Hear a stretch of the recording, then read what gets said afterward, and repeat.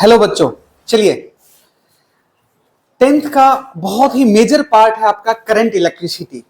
ठीक है, तो करंट इलेक्ट्रिसिटी स्टार्ट करते हैं कि करंट इलेक्ट्रिसिटी होता क्या है। आपने वेरी ऑब्वियस देखा होगा कि लाइटनिंग होता है, तो लाइटनिंग में बहुत तेज स्पार्क जनरेट होता है, लेकिन वो हमारे किसी काम का नहीं होता है ना। जब आप एक वायर को स्विच बोर्ड में आप इंसर्ट कीजिए और दोनों जो पार्ट है उसको आप टच करिए तो भी एक स्पार्क जनरेट होता है। ठीक है, दो पत्थर को टकराओ तो भी एक स्पार्क जनरेट होता है। ठीक है, माचिस में अगर आप तिली आप रब कर रहे हो तो भी स्पार्क ही जनरेट होता है बेसिकली। जब आप कार को स्टार्ट करते हैं, जब आप स्विच ऑन करते हैं तो भी स्पार्क ही जनरेट होता है वो, है ना। ये है क्या, ये जो स्पार्क है वो है क्या? तो बेसिकली जो स्पार्क होता है वही डिफ्यूजन ऑफ चार्ज होता है। चार्ज क्या होता है? डिफ्यूज्ड होता है। तो इस चैप्टर में हम लोग समझने वाले हैं कि चार्ज जो है वो चार्ज है क्या, चार्ज क्या है, चार्ज की प्रॉपर्टीज क्या है, चार्ज को क्रिएट कैसे किया जाता है। उसके बाद में ये फंडामेंटल है इस चैप्टर का। After that we will start कि चार्ज को मूव करवाना है। तो जब चार्ज को मूव करवाया जाता है that part is basically known as electricity. तो क्वेश्चन मार्क ये होएगा कि चार्ज को मूव कैसे करवाया जाता है, तो वहां कंसेप्ट बैटरी का भी डेवलप हो जाएगा, सेल, ईएमएफ, ये सारी बातें हम लोग डिस्कस करेंगे। तो मूवमेंट ऑफ चार्ज करंट होता है और इसी पे इस चैप्टर का नाम दिया हुआ है करंट इलेक्ट्रिसिटी। इस पूरे चैप्टर को पढ़ने के पीछे का अपना पर्पस यही है कि जो हम लोग डेली लाइफ में करंट देख रहे हैं, देख नहीं रहे हैं एक्चुअली, करंट को यूज कर रहे हैं, है ना। लाइक की इलेक्ट्रिसिटी, बल्ब हो गया आपका, और लाइक की फैन हो गया, ये जैसे बोर्ड चल रहा है तो इसमें भी इलेक्ट्रिसिटी तो चाहिए ही चाहिए। ठीक है, इसका क्या यूज है, बल्ब आप लगा रहे हो सीरीज में, पैरेलल में, हमारा कनेक्शंस कैसे लगे हुए हैं सीरीज में या पैरेलल में, ये सारी बात हम लोग इस चैप्टर में डिस्कस करने वाले हैं। तो let's start with the first, charge. ठीक है, तो let's start with the topic charge, है ना। तो चार्ज जो है ना, चार्ज है क्या? पूरा गेम ना इसी का है भाई साहब, चार्ज का ही है।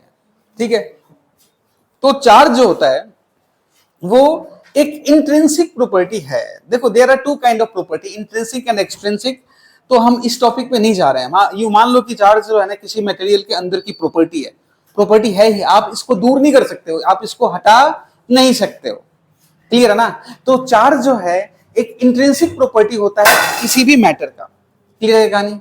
चार्ज क्या होता है? एक इंट्रिंसिक प्रॉपर्टी होता है। ठीक है, तो जब एक्सपेरिमेंट किया गया था इसके बारे में तो देखा गया कि चार्ज जो है ना, जब चार्ज को प्रोड्यूस किया गया था, चार्ज के बारे में जब डिस्कशन स्टार्ट हुआ था तो ये देखा गया कि चार्ज जो है ना, कई बार ऐसा होता है कि दो चार्ज, फ्रिक्शन से चार्ज को जनरेट करा गया था, तो दो ऑब्जेक्ट्स अपने आप टच हो जाता था, टच होने के बाद में न्यूट्रल हो गया और कई बार अपने आप दूर चला जाता था।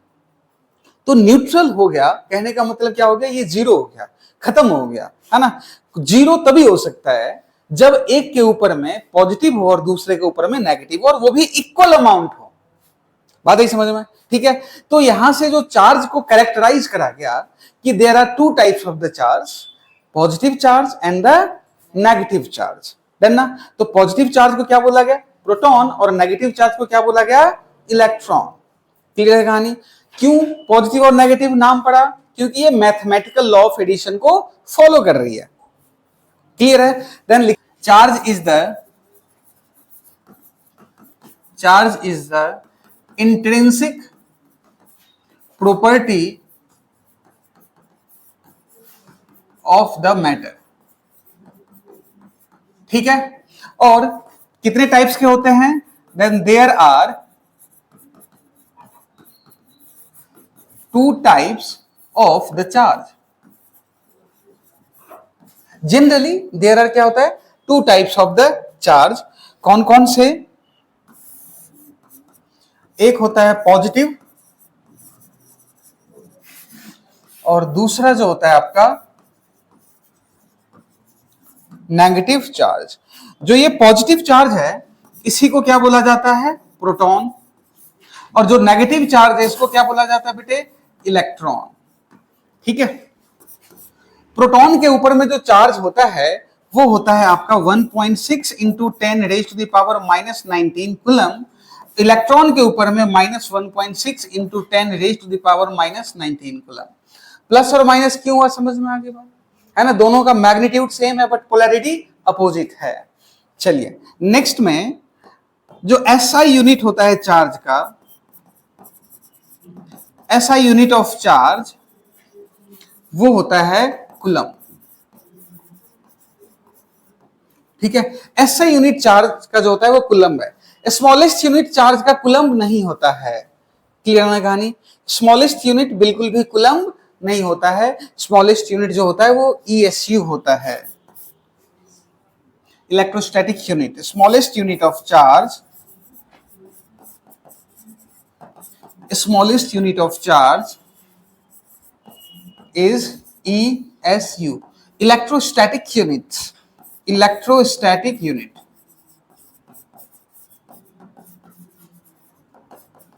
जो स्मॉलेस्ट यूनिट होता है चार्ज का वो क्या होता है आपका, इलेक्ट्रोस्टैटिक यूनिट। क्लियर है कहानी। और ऐसा यूनिट क्या होता है चार्ज का, कूलम होता है।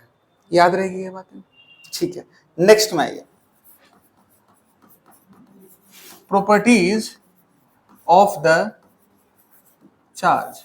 तो प्रॉपर्टीज ऑफ द चार्ज क्या होता है कि दो लाइक चार्ज है, फर्स्ट कि two like charge repel to each other, repel to each other, and unlike charge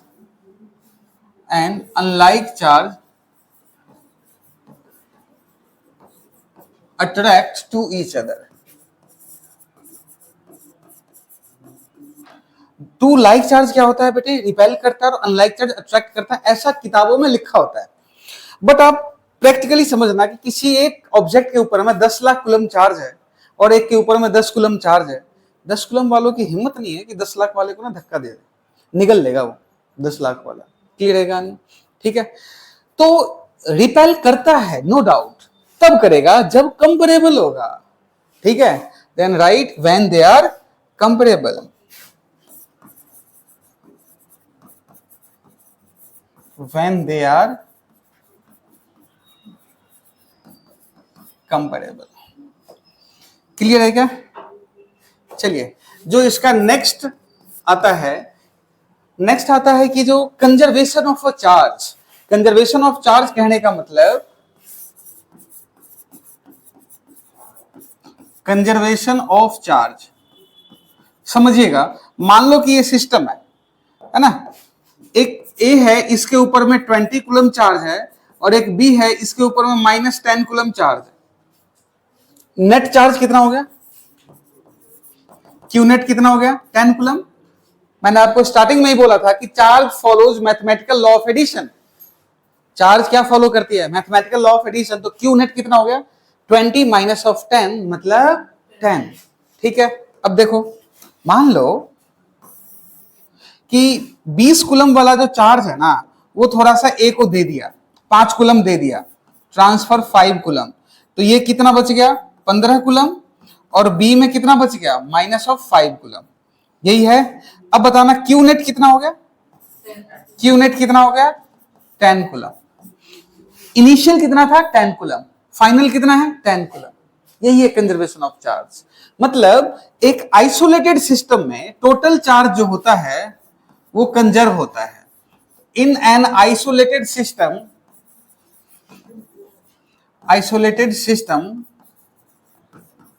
total charge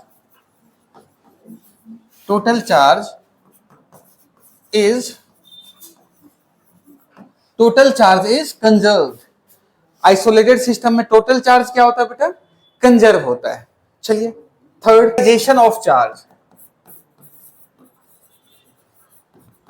quantization of PDF format में लेगा ग्रुप में, टेंशन मत लो।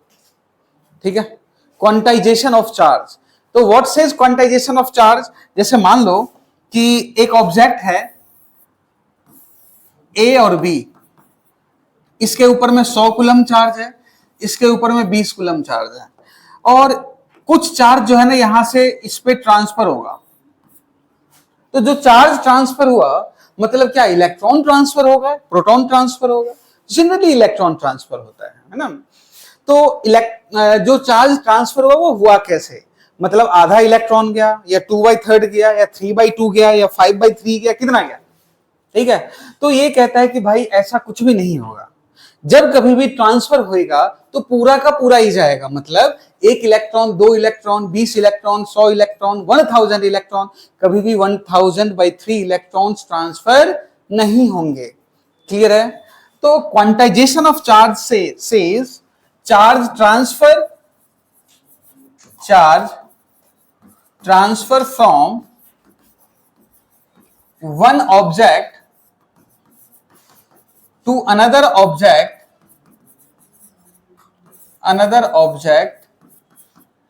in the form of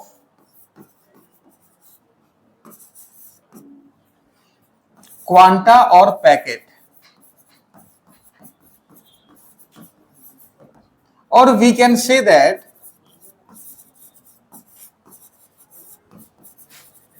integral multiple of the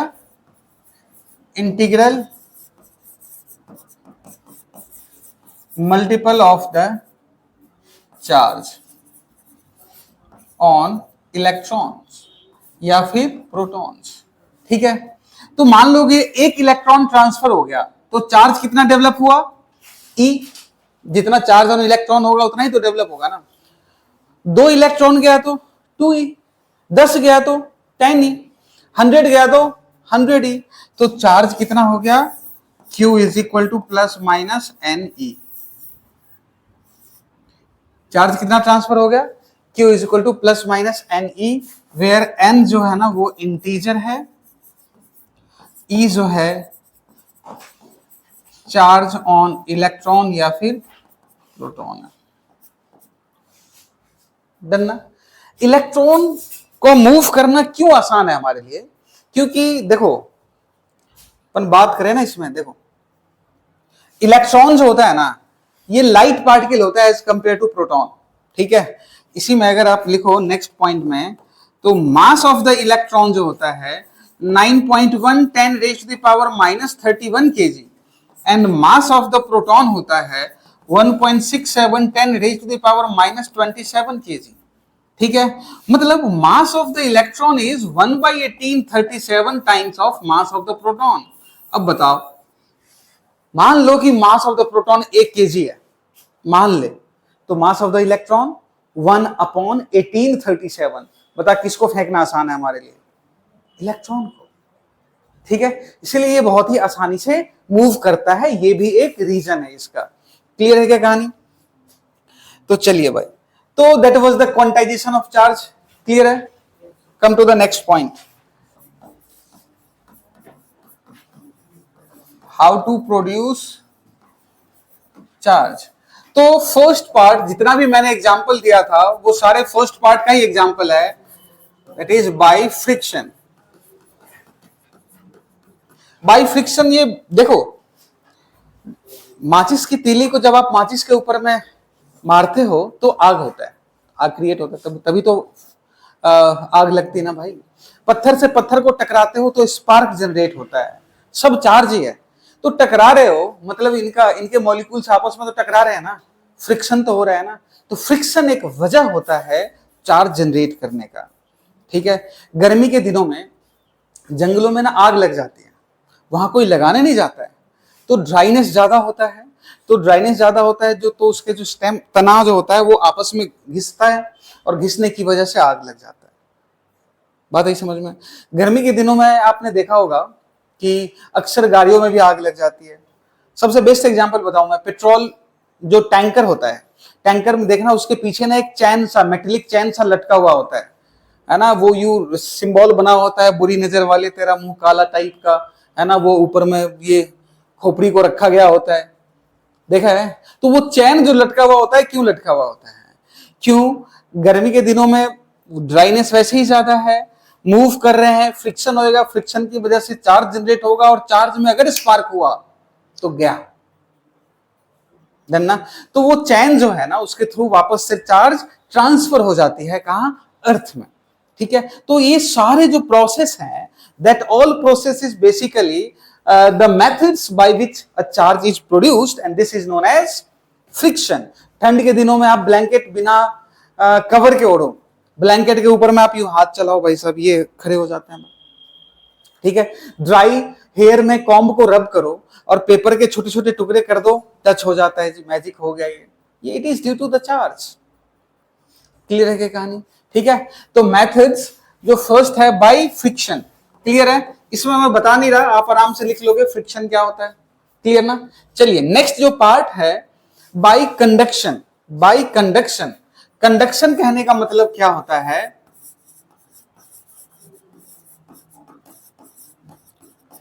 bye conduction, conduction कहने का मतलब ये हो गया कि जैसे मान लो कि किसी को इलेक्ट्रिक शॉक लगा, आप बिना किसी प्रूफ के उसको बचाने जा रहे हो, तो जैसे ही उसको शॉक लगा तो वो बंदा पहले न्यूट्रल था, मतलब they have equal number of positive and negative charge, but जैसे उसको करंट लगा तो इलेक्ट्रॉन जो है, नंबर ऑफ इलेक्ट्रॉन्स जो है उसके शरीर पे ज्यादा हुआ, कोई नहीं हुआ, तो नंबर ऑफ इलेक्ट्रॉन ज्यादा हुआ, तो भाई साहब वो वाइब्रेट करने लगा। क्यों, कैसे, वो हम देखेंगे 12th क्लास में।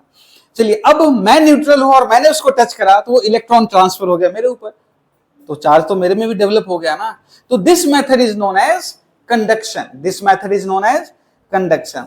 तो कंडक्शन में क्या होता है, चार्ज ऑब्जेक्ट के कांटेक्ट में अनचार्ज ऑब्जेक्ट आता है, तब होता है। ठीक है, तो लिखिएगा इसमें, in this method, in this method when uncharged object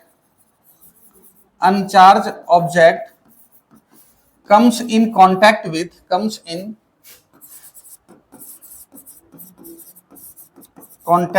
the charged object, then charge developed on the uncharged object,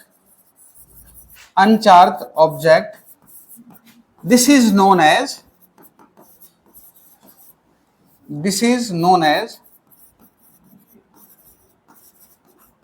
conduction. ये क्या है आपका, कंडक्शन है। ठीक है, फॉर एग्जांपल में मान लो कि ये इसके ऊपर में प्लस चार्ज है और इसके ऊपर में ये अनचार्ज है, और इसको ना आपने टच करवा दिया, भाई टच करवा दिया, तो यहाँ पे भी चार्ज डेवलप हो ही जाएगा। तो फाइनल क्या होगा कि यहाँ पे भी चार्ज डेवलप हो जाएगा कुछ ना कुछ। क्लियर क्या? The next induction. इंडक्शन में क्या होता है कि देखो, कोई भी कंडक्टर ले लो आप, है ना, मान लो कि ये कंडक्टर ही ले लिया हमने, इसके ऊपर में चार्ज है और एक और इसके पास में लेके गए, मान लो इसके ऊपर में चार्ज है, this is the plus plus plus charge. अगर मैं इसको ना पास लेके गया तो चार्ज की क्या प्रॉपर्टी है, like charge repel to each other और unlike charge attract to each other. तो जैसे इसके पास में गए थे, भाई ये सारे नेगेटिव को तो अपनी ओर खींच लेगा और पॉजिटिव को दूर कर देगा, करेगा या नहीं करेगा। तो पहले ये न्यूट्रल था, अब जाकर के इसमें चार्ज डेवलप हो गया। क्लियर ना कहानी? तो अब क्या हो गया, चार्ज डेवलप। ठीक है, तो this process is known as induction. इसमें टच नहीं करवाते हैं, पास ले करके जाते हैं, है ना। तो इंडक्शन में when uncharged object comes closer to the charged object but do not touch each other, then charge developed on the uncharged object, this is known as